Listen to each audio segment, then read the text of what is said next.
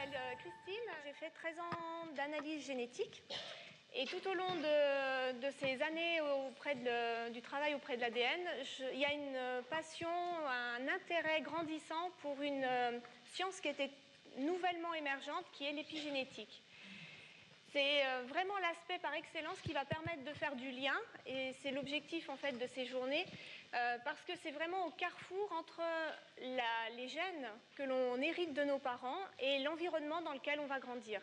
Et ce qui va nous permettre d'exprimer ces gènes, eh ben, ça va être toute la machinerie de l'épigénétique. Et je vous emmène dans l'infiniment petit. Alors à mon avis, et de plus en plus, la majorité des publications qui vont sortir sur l'épigénétique, elles sont grandissantes, et c'est vraiment la révolution médicale du 3e millénaire. Parce que ça a bousculé complètement le dogme que tout était inscrit dans nos gènes, et qu'à partir du moment où on héritait de mauvais gènes, ben, on n'avait pas de chance. Et l'épigénétique vient bousculer ça en disant qu'il n'y a pas de fatalité, et en fait, on va pouvoir modifier l'expression de ces gènes à travers l'épigénétique. Je vous emmène d'abord faire un petit tour sur la génétique pour qu'on puisse bien faire le lien entre qu'est-ce que la génétique, qu'est-ce que l'épigénétique, et vous repréciser en fait la génétique, ça va être la science qui va étudier la transmission de l'information génétique. Ce sont des modifications qui sont permanentes. Quand on a une mutation, on la transmet à ses enfants qui la transmettent aux générations d'après. Et cette modification permanente, ce sont effectivement ces mutations. Il y a quelques notions de base en génétique. Donc l'ADN, dont vous avez vu tout à l'heure une première amorce, qui contient l'information et qui va se retrouver dans le noyau de chaque cellule de votre corps. Donc le génome, c'est l'ensemble de l'information qui permet de définir une espèce. Et puis le gène, eh bien ça va être l'unité fonctionnelle qui va permettre de mettre en route le programme pour fabriquer les cellules. Cette molécule d'ADN, elle est effectivement très complexe, constituée, comme l'a évoqué Sandra, de ces 4 atomes de base, carbone, hydrogène, oxygène et azote. Et on va retrouver en fait des molécules particulières qui vont permettre de faire la structure de cette double hélice, qui sont des phosphates et des sucres. Et là-dessus, on va avoir ce qu'on appelle les bases azotées, qui sont en fait ces 4 lettres qui représentent en fait la base de notre code génétique. On a la thymine, l'adénine, la cytosine et la guanine. Et ce qui est extrêmement intéressant dans cette molécule, c'est que ces bases qui sont au centre, qui font en fait les barreaux de l'échelle, elles sont toujours associées de façon systématique. On a un A avec un T et un G avec un C. Ce qui fait que quand on a un brin d'ADN, eh ben, par association, on peut déduire l'information qui se trouve sur le brin complémentaire. Et c'est comme ça qu'en fait, l'ADN est capable de transmettre l'information génération après génération. Le génome. Alors là, on est vraiment dans la structure de notre patrimoine génétique. Pour l'espèce humaine, c'est 46 chromosomes. 23 chromosomes qu'on va recevoir de notre père, 23 chromosomes qu'on va recevoir de notre mère. Vous imaginez en fait une bibliothèque. Vous recevez des livres avec une information du côté de votre papa, 23 autres livres du côté de votre maman, et votre corps va se constituer en interprétant l'information qui se trouve dans ces 46 ouvrages. C'est une information qui est très conséquente. On a 3 milliards de lettres qui composent tout le texte qu'on aura hérité de son père et de sa mère. Il faut imaginer si on tapait ces 3 milliards sur un texte classique, ça serait un livre de plus de 12 millions de pages dans une police toute simple en interligne simple. Donc vous voyez, 12 millions de pages, c'est énorme la quantité d'informations que l'on a. Et cette information, elle va se lire avec un code particulier qui est constitué de 3 lettres. Et ça, c'est la base du code génétique. Ce qui est extraordinaire, c'est que c'est le même code qui est utilisé pour l'homme, pour les plantes, pour les animaux, pour les bactéries, pour les virus. C'est un code qui est universel à tout le vivant. Et ce code, il dit toujours la même chose, qu'on soit chez l'homme, chez la plante ou chez l'animal. Chez l'homme, on a à peu près 20 000 gènes. Les dernières estimations étaient plutôt plus proches des 17 000, donc bien moins que ce qu'on estimait au début du séquençage du génome, début des années 2000, quand on s'est lancé dans le séquençage complet du génome humain. on avait des estimations à presque 100 000 gènes. Et on a été effectivement très surpris de se rendre compte que finalement, on a bien moins de gènes et qu'on a toute une information qui se trouve ailleurs et qui n'est pas sous cette forme, pas sous la forme de gènes. Alors là, c'était pour vous montrer un petit peu ce que c'est que qu'est-ce que ça représente exactement un gène. Je vous ai mis un extrait du texte qui permet de faire la molécule de l'hémoglobine. Donc vous savez, c'est cette molécule qui va permettre de transporter l'oxygène dans vos globules rouges. Donc voilà la cellule, en fait, ce qu'elle a dans son texte, et elle va interpréter ça pour faire la protéine. L'endroit que vous voyez ici, en fait, si on fait une faute de frappe, c'est-à-dire que si on change une lettre, en fait, c'est exactement ça qui constitue une mutation. Ça va avoir un impact, une conséquence sur la protéine qu'on va fabriquer.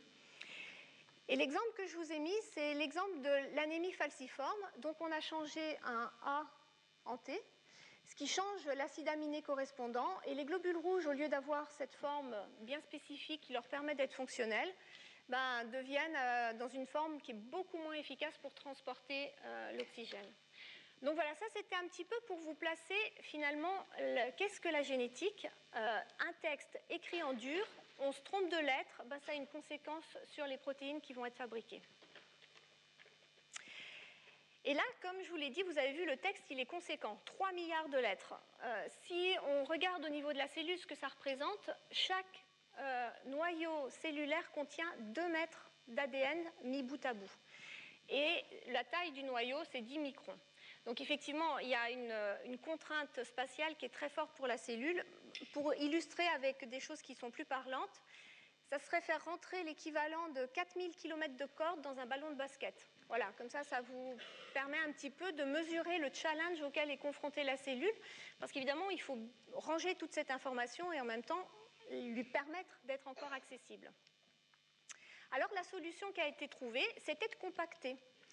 Et ce processus-là, il est très intéressant parce que c'est ce qui va être un peu la base de l'épigénétique. C'est pour ça que je vous le propose. En fait, la molécule d'ADN, elle va s'enrouler sur des petites boules qu'on appelle des nucléosomes qui sont constitués de 8 protéines. Et ces petites boules, elles vont s'enrouler sur elles-mêmes. Et cette chaîne-là va s'enrouler sur elle-même jusqu'à avoir la condensation au niveau des chromosomes. Donc, la différence entre ce qui fait le lien de l'ADN jusqu'au chromosome, c'est l'état de compaction. Je vous ai mis un autre schéma pour faire vraiment le lien. Donc, on a le filament d'ADN et puis on va l'enrouler pour que justement on puisse faire rentrer toute cette information dans la cellule. Les chromosomes ne sont visibles qu'au moment de la division cellulaire, sinon la majorité du temps, l'ADN se trouve sous une forme plus ou moins condensée. Alors voilà un petit peu la structure de base qu'on appelle en fait l'histone qui constitue le nucléosome. Ça va être un élément clé des modifications épigénétiques qu'on verra tout à l'heure. Donc vraiment, voilà, que vous puissiez voir, quand je vais vous parler des histones, à quoi je fais référence. C'est ces petites boules sur lesquelles vient s'enrouler le filament d'ADN et c'est la clé des modifications épigénétiques qu'on va voir. Alors, le problème, vous avez bien conscience que si on condense, finalement, on n'accède plus du tout à l'information, puisqu'on a tout fermé. Donc, vous imaginez votre bibliothèque avec tous vos ouvrages, ils sont empilés les uns sur les autres, puis vous avez besoin d'une recette ou vous avez besoin d'une information. Comment faire pour aller accéder à la bonne information? Et comment faire aussi pour qu'elle reste accessible? Alors là, on se rend compte, quand on regarde, donc ça c'est l'image d'un noyau, juste le noyau de la cellule, que dans le noyau, on a des zones qui sont beaucoup plus denses, beaucoup plus foncées et des zones beaucoup plus claires. Et là, en fait, on a décrit 2 types de chromatine. Ce qu'on appelle la chromatine, c'est l'ADN avec toutes les protéines qui permettent de l'empacter. Ça, c'est l'ensemble qui s'appelle chromatine. Quand on regarde le noyau, les zones claires, ça va être les zones sur lesquelles l'ADN va être plus décondensé et on va pouvoir accéder à l'information. C'est-à-dire qu'on va pouvoir aller lire le livre parce que les pages sont accessibles. Dans les zones sombres, dans les zones qui sont beaucoup plus foncées, on est dans l'hétérochromatine et là, en fait, tout est fermé. Tout est empaqueté, on a beaucoup plus de mal à accéder à l'information. C'est d'ailleurs des régions où il n'y a pas d'activité génétique. L'activité génétique, on va la retrouver dans ces zones claires. Alors là, ce qui est extrêmement intéressant, c'est qu'effectivement, tout à l'heure, vous avez vu, on peut faire avec la même information des cellules de différents types, et notre corps humain, il est composé de 100 000 milliards de cellules. Sur ces 100 000 milliards de cellules, on a une profusion de types cellulaires très très différents qui sont extrêmement bien organisés. Ce qui est interpellant, c'est qu'en fait, dans cette diversité qu'on observe au niveau de coupe histochimique, on se rend compte quand on regarde à l'intérieur que toutes ces cellules, elles ont exactement la même information. C'est-à-dire quand on va lire la constitution génétique d'une cellule de foie ou d'une cellule de muscle ou d'une cellule du cerveau, on a exactement la même information. Le texte est le même. Il n'y a aucune différence entre chacune de ces cellules. Et là, on se dit, mais finalement, avec la même information, comment est-ce qu'on peut faire des cellules aussi différentes, fonctionnelles, et qui expriment des choses très différentes en fonction de l'organe et du tissu dans lequel elles se trouvent? Et bien là, on retrouve notre concept de chromatine plus ou moins condensée. C'est-à-dire que selon le type de cellule dans lequel on se trouve, eh bien, en fait, au centre, ici, on ne va pas du tout retrouver les mêmes gènes qui sont actifs. C'est-à-dire que la cellule, elle aura rangé toute l'information qui ne lui est pas utile dans les zones denses, et elle aura laissé au centre l'information dont elle a besoin. Alors, par exemple, dans un lymphocyte, si on prend l'exemple, je suis un lymphocyte, une cellule sanguine, les gènes dont j'ai besoin pour fabriquer des anticorps, eh ben, je vais les laisser dans la zone qui est accessible, c'est-à-dire la zone qui est plus décondensée, auquel je vais pouvoir accéder à l'information.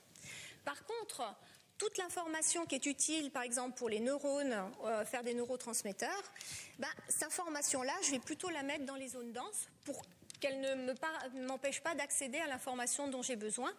Idem, toute l'information qui peut être utile, par exemple pour faire de cellules de la peau, de nouveau, elle va se retrouver aux alentours de la cellule. Et là, en fait, on comprend qu'à partir de la même information, organisée différemment, la cellule exprime quelque chose de totalement différent. Le premier qui a eu l'intuition de l'épigénétique et enfin qui a évoqué ce concept d'épigénétique, c'est Conrad Waddington en 1942. En fait, c'est un biologiste qui était spécialisé dans le développement cellulaire. Et il a été confronté à la même observation que celle que j'ai partagée avec vous. C'est qu'au départ, la cellule, elle a toute l'information pour faire tout. Et puis, au fur et à mesure de son développement, elle va s'orienter. Et c'est en cherchant une illustration que j'ai trouvée assez intéressante. C'est lui qui a proposé ce concept, en fait, de paysage épigénétique. Pour se dire, au départ, la cellule, elle peut prendre toutes les vallées. Elle peut faire du foie, elle peut faire de l'intestin, elle peut faire du muscle, du cœur, etc. Puis au fur et à mesure qu'elle va s'orienter dans une vallée, elle va devenir de plus en plus spécialisée dans sa vallée et elle ne va pas pouvoir changer de vallée. J'ai noté une citation que j'ai trouvée extrêmement intéressante parce qu'en 1942, on n'avait pas encore découvert la molécule d'ADN, elle a été découverte en 1953. Donc la transmission de l'information était encore assez intuitive en fait. Et il dit, si l'on compare l'élaboration d'un être vivant à la construction d'une maison, les gènes vont permettre la synthèse des briques. C'est-à-dire que c'est les gènes qui vont donner l'information pour faire les protéines nécessaires à la construction. Mais l'agencement des briques, comment elles vont se mettre ensemble, le nombre de briques à fabriquer à un moment donné ne sont pas du tout du ressort du code génétique et dépendent d'un processus cellulaire interactif. Et c'est ça qui est extrêmement intéressant, c'est que tout d'un coup, on est en 1942, donc c'était assez avant-gardiste comme vision. Il avait cette conscience que l'information génétique ne fait pas tout et que c'est dans l'interaction, dans le lien avec l'environnement, dans l'interprétation des signaux que la cellule va recevoir, qu'elle va mettre en route ou non un programme génétique ou un autre. Et ça, c'est exactement ce qui fait la base et le fondement de l'épigénétique.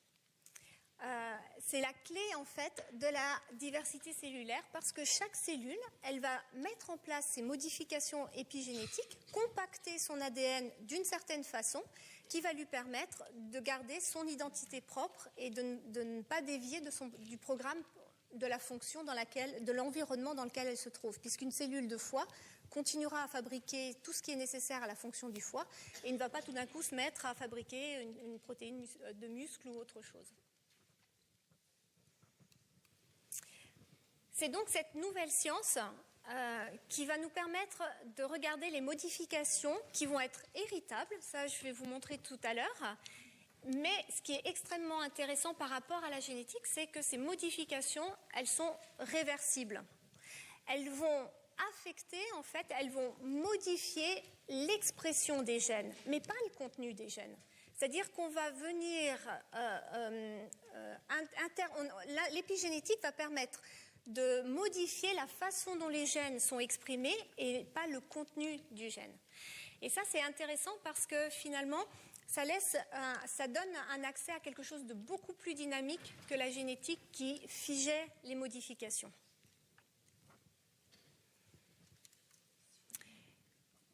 Alors, juste pour qu'on soit bien clair sur les termes, quand on parle d'une modification génétique, on parle d'une mutation et on a un changement de séquence.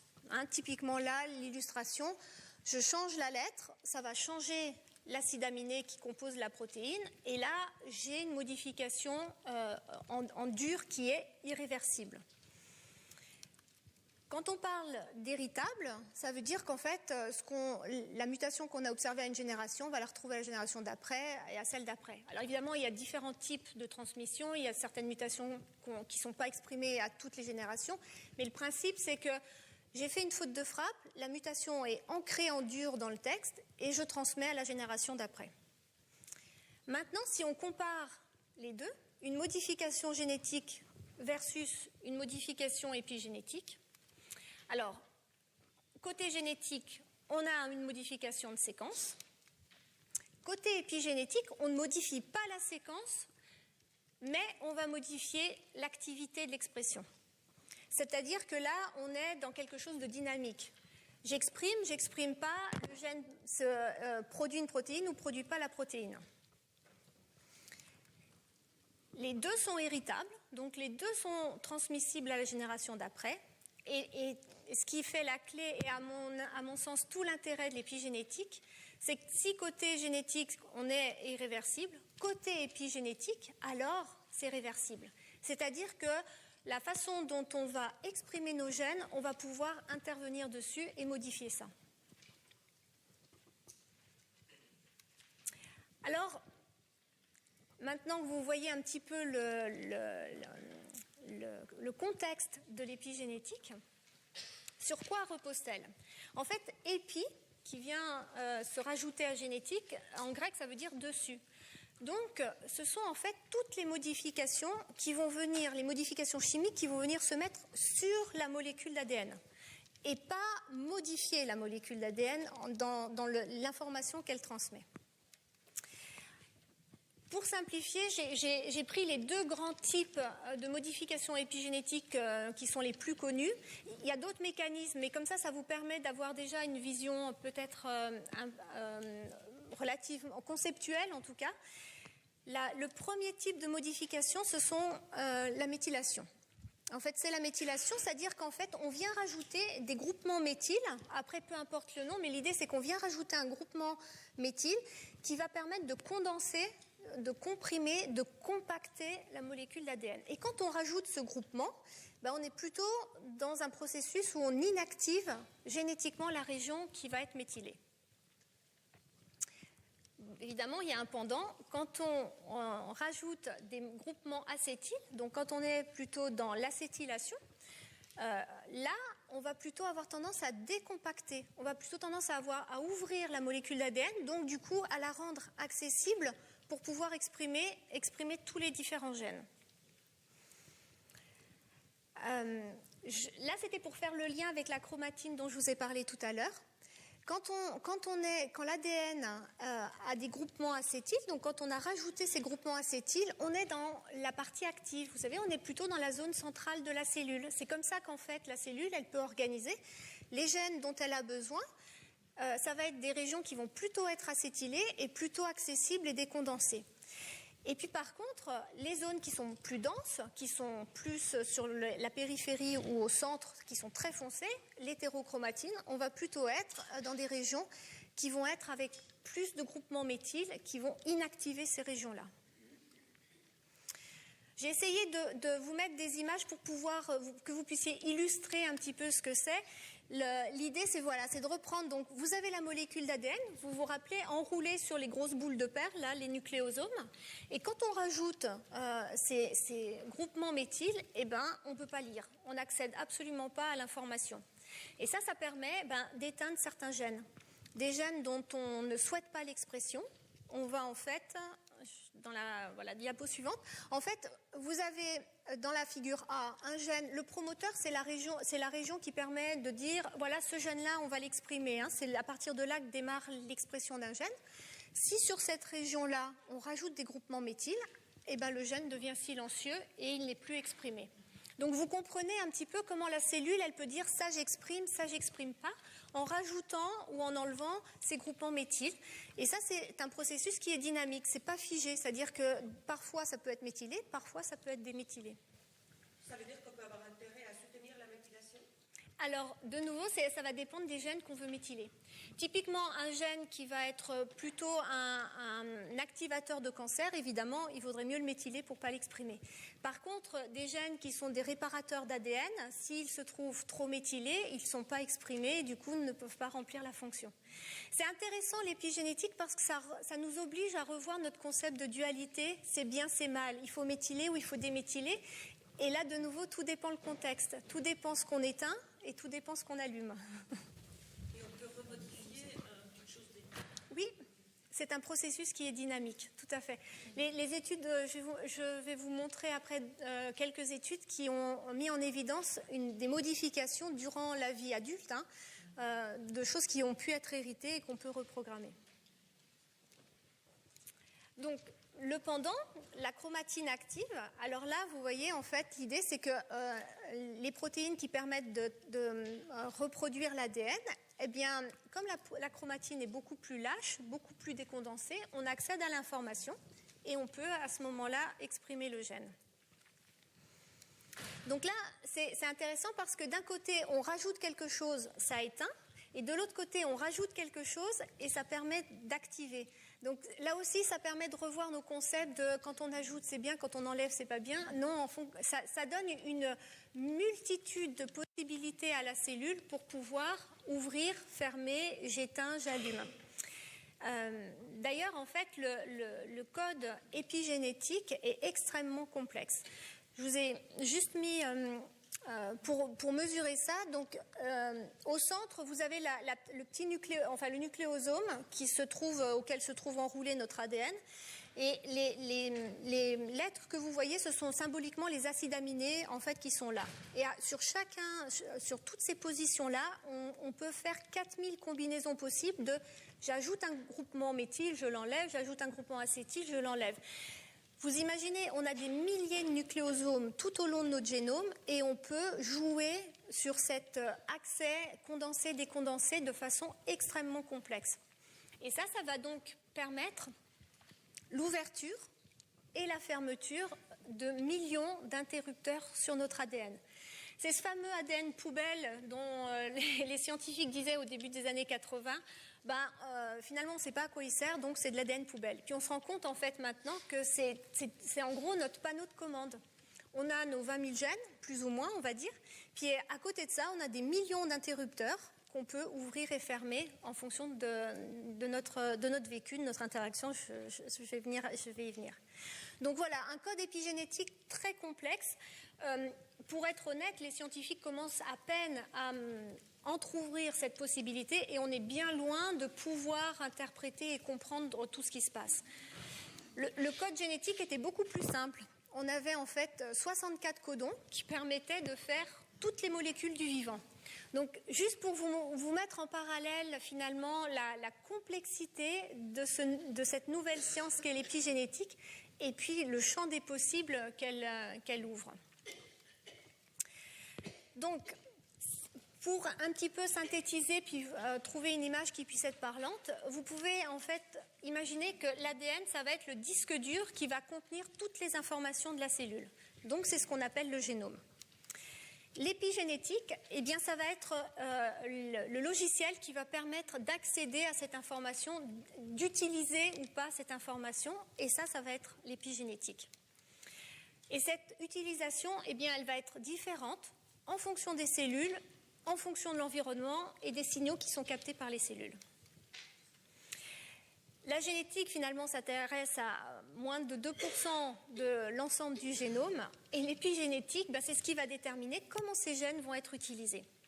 Et cette modification entre les histones et l'ADN, donc entre la structure autour de laquelle s'enroule l'ADN, eh bien, c'est ça qui va permettre de donner la parole aux gènes ou de les faire taire. Et on se rend compte que finalement, si on partage tous un génome commun, dans notre corps, on a plein d'épigénomes différents, puisque chaque cellule va avoir son propre épigénome. Et cet épigénome, donc vraiment là, l'idée de faire du lien, on ne peut pas être plus dans l'épigénétique que vouloir faire du lien, parce que cet épigénome, en fait, il est influencé par tout notre environnement. À la fois notre façon de manger, nos comportements, les croyances qu'on va avoir, le style de vie. Vous imaginez, finalement, c'est l'interprétation de la cellule qu'elle va faire de son environnement. La cellule, elle va interpréter l'environnement à travers son épigénome. Alors, je vous propose maintenant la présentation de quelques études pour vous montrer un petit peu, finalement, de façon dynamique, quel est l'impact de l'épigénétique sur l'expression des gènes. L'idée, c'était d'aborder d'abord le facteur nutrition, et puis une des études qui a été vraiment phare parce qu'elle a été sur beaucoup de personnes, et les résultats ont été assez marquants.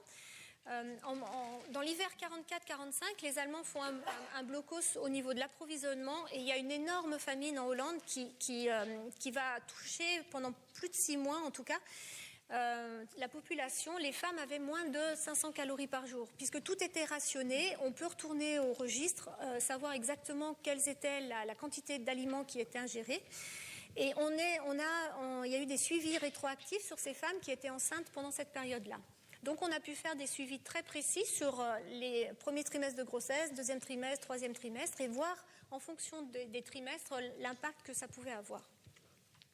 Alors évidemment, les bébés qui sont nés de ces femmes qui ont été mal nourries, c'est un retard de croissance in utero et un petit poids de naissance.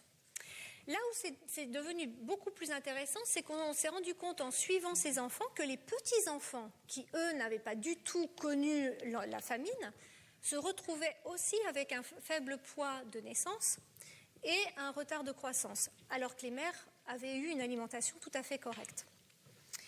Et là, on a été regarder du coup les modifications de méthylation, donc les modifications chimiques qui ont eu lieu, et on s'est rendu compte qu'il y avait plusieurs gènes qui avaient des profils de méthylation très différents, dont le gène IGF2, qui est indispensable en fait à la croissance du fœtus. Donc, la femme enceinte qui avait subi cette famine, ça avait impacté en fait la programmation de son bébé, mais aussi de la génération d'après. Ce marquage-là s'était transmis sur 3 générations. Ce qui est intéressant, c'est que dans ces populations-là, donc je vous rappelle, les bébés ont un petit poids de naissance au départ.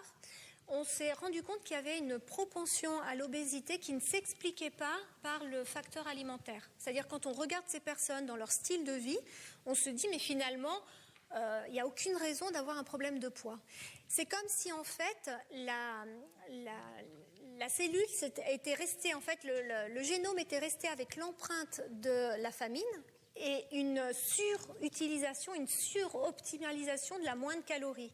Ce qui fait qu'après coup, les petits-enfants qui avaient finalement une alimentation normale surutilisaient les calories, et on avait ces problèmes d'obésité dans la génération, 2 générations après.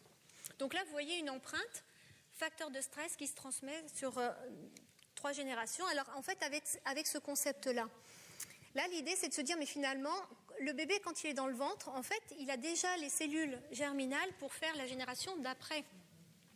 Donc il y a vraiment cette empreinte qui se fait que l'environnement va impacter la transmission chez les enfants et les petits-enfants.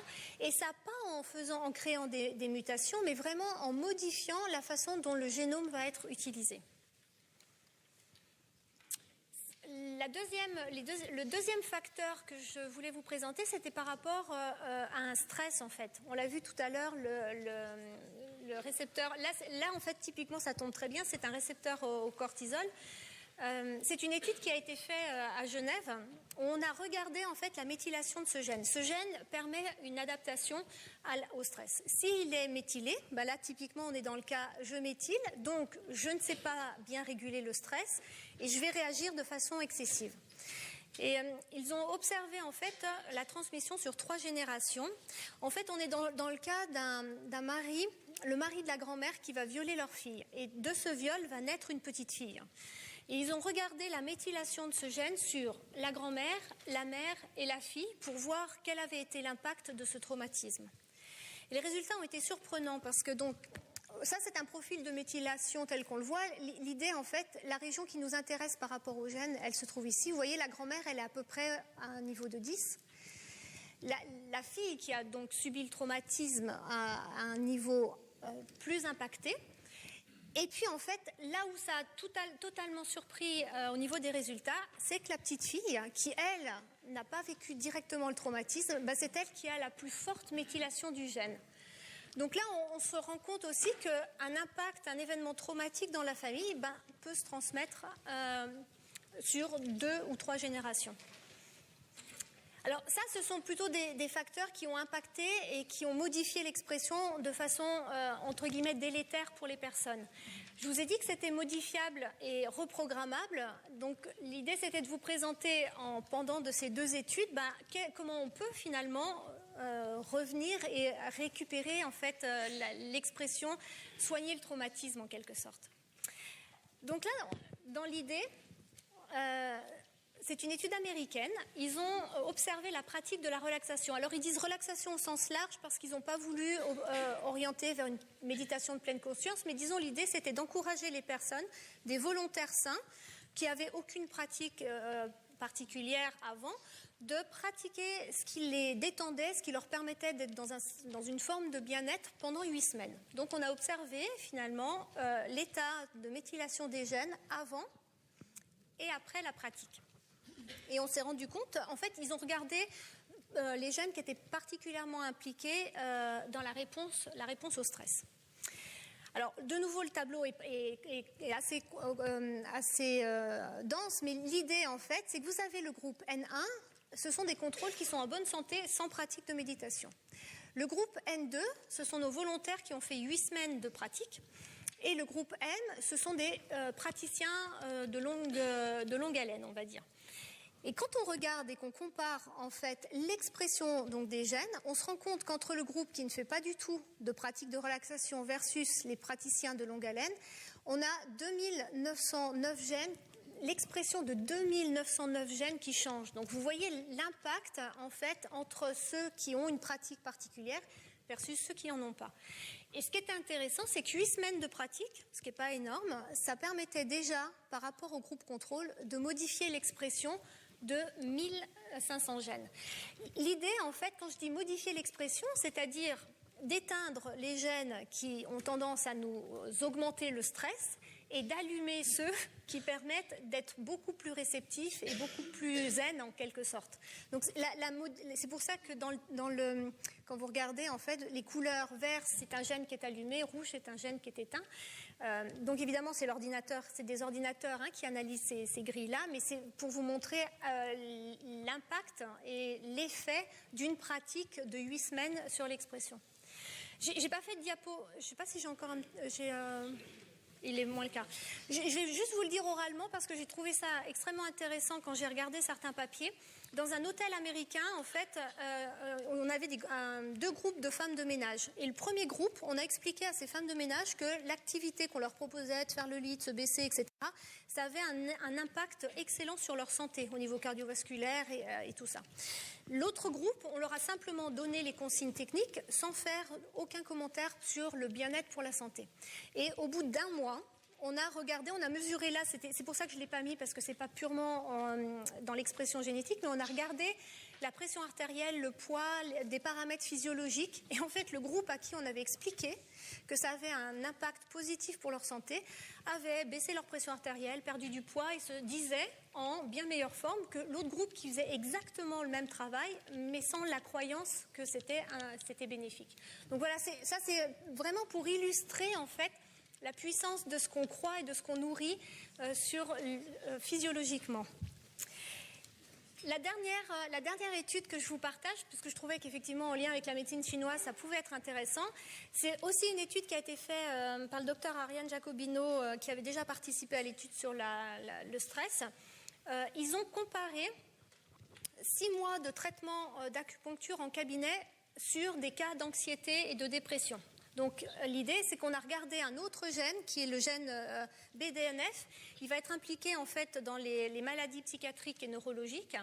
Et on a regardé en fait son état de méthylation avant de démarrer les séances d'acupuncture et puis 6 mois après. Et on a observé dans quel état il était. Et là, ce qui est extrêmement intéressant, c'est que ce gène, la méthylation de ce gène diminue, ce qui permet en fait aux personnes qui se disaient stressées, angoissées, plutôt déprimées, de pouvoir réagir d'une façon, puisque le gène pouvait être exprimé, réagir d'une façon bien plus appropriée aux facteurs environnementaux qui pouvaient être stressants suite à des pratiques d'acupuncture. Donc voilà, ça c'était vraiment l'idée de pouvoir faire un lien entre à la fois la façon dont on peut se nourrir, à la fois l'activité qu'on peut avoir, les pratiques, et puis vraiment remettre un petit peu le patient, la personne au centre de sa vie en lui disant que finalement on a le contrôle sur ses gènes. Donc, s'il y a quelque chose que j'aimerais vraiment vous laisser comme message, c'est que l'expression de nos gènes va être modulable. Et elle va être modulable en fonction de choix qui nous appartiennent, que ce soit l'alimentation, l'activité physique, la façon personnelle de gérer le stress, le plaisir aussi dans ce que nous faisons. Là, on retrouve vraiment l'image de la présentation précédente. Et ça, la clé, ce qui va permettre de faire le lien entre tout ça, ça va être l'épigénétique. Et puis le réseau social dans lequel on est et qui va nous permettre d'être heureux.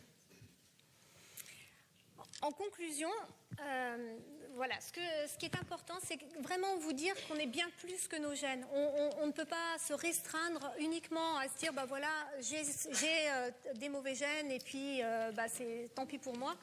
On a vraiment cette possibilité de pouvoir modifier l'expression de nos gènes.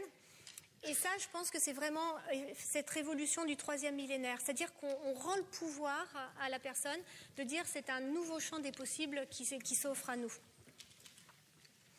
Alors, en parallèle de Linus Pauling qui a dit la vie, ce n'est pas les molécules, mais le lien qui existe entre elles, je trouvais pas mal de vous proposer un autre parallèle en disant la vie, ce n'est pas l'ADN, mais ça va être l'expression de cet ADN. Et ça va vraiment dépendre des choix que nous, on va faire.